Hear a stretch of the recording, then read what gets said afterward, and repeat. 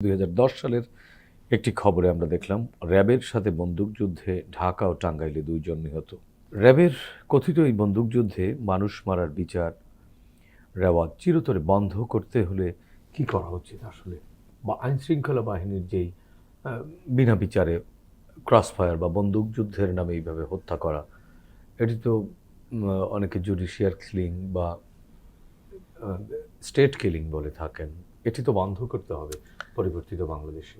কোনো সভ্য দেশে এই ধরনের স্টেট কিলিং বা অ্যারেঞ্জ কিলিং যেটাই বলেন এটাকে, এটা সম্ভবত হচ্ছে না, হয় না। আমাদের এখানে শুধুমাত্র তখনই শুরু হয়েছিল একটি পরিবার, একটি দল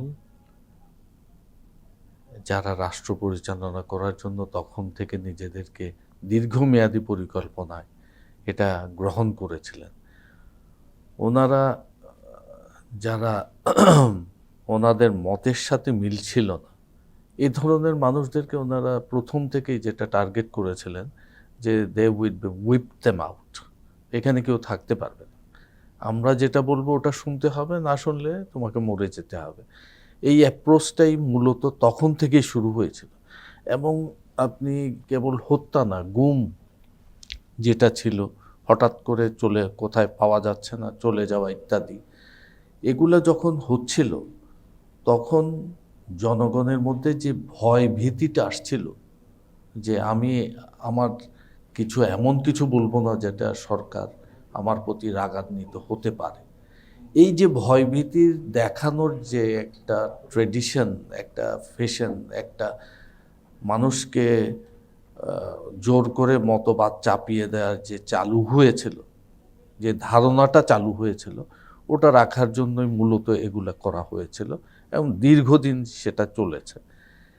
একটা আমরা সভ্যতা থেকে কত দূরে আছি জানি না, কিন্তু একটা সভ্য দেশে একজন সরকার নিজের মানুষদেরকে মেরে ফেলবে তার সাথে কথাই মিলছে না বলে, এটা কখনো গ্রহণযোগ্য হতে পারে না। এটা যিনি যত বড় সরকারি হোক না, যত শক্তিশালী সরকারি হোক না কেন, এ ধরনের যে চিন্তাধারা এটা বাস্তবে বা বাস্তবায়িত করা এটা কখনোই কোনো কালেই কারো কাছে গ্রহণযোগ্য হতে পারে না। আমাদেরকে সেই ব্যবস্থা থেকে 36শে জুলাইয়ের পরে এগুলো আমরা আর চিন্তা করতেও দিতে পারি না, চিন্তাও করতে দিতে পারি না, বাস্তবায়ন তো দূরে থাক, চিন্তাও করতে দিতে পারবো না। এই যে র্যাবদেরকে যেভাবে বলা হয়েছিল, যেভাবে ওদেরকে বিভিন্ন নিজেদের মানুষ দিয়ে র্যাবকে গঠন করা হয়েছিল, র্যাবকে পরিচালিত করা হচ্ছিল, না, এটি তো তৈরি করা হয়েছিল মাদক কারবারি, চোরা কারবারি বা তাদেরকে সন্ত্রাসী, এদেরকে সহায়তা করার জন্য, এদেরকে নিয়ন্ত্রণে আনবার জন্য বা এদেরকে ধরবার জন্য।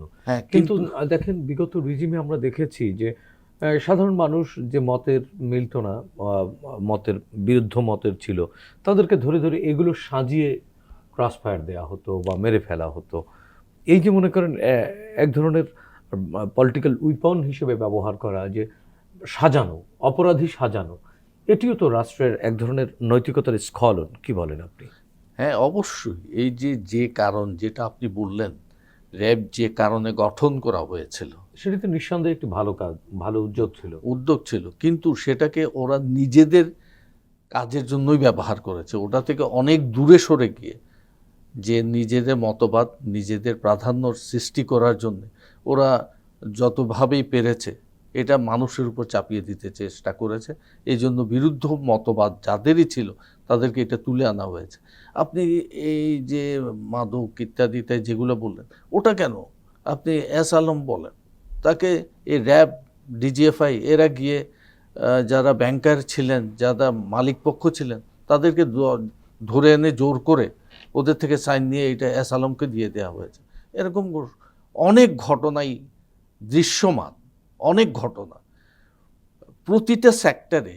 আপনি যে মাদক ইত্যাদি ইত্যাদি, তখন তো ভয়াবহ অবস্থা ছিল যে মাদক ইত্যাদি নিয়ন্ত্রণ করছিল সবগুলোই সরকারি পক্ষের মানুষেরা, এবং যারা ক্ষমতার কাছাকাছি এবং ক্ষমতায় ছিলেন তারাই এগুলো করছিলেন, এবং তাদের নির্দেশেই র্যাব এবং অন্যরা এই যে যারাই কিছু বলতে চেয়েছে বা গলার আওয়াজ তুলতে চেয়েছে তার সাথে সাথে তাদেরকে হয় গুম নয় হত্যা।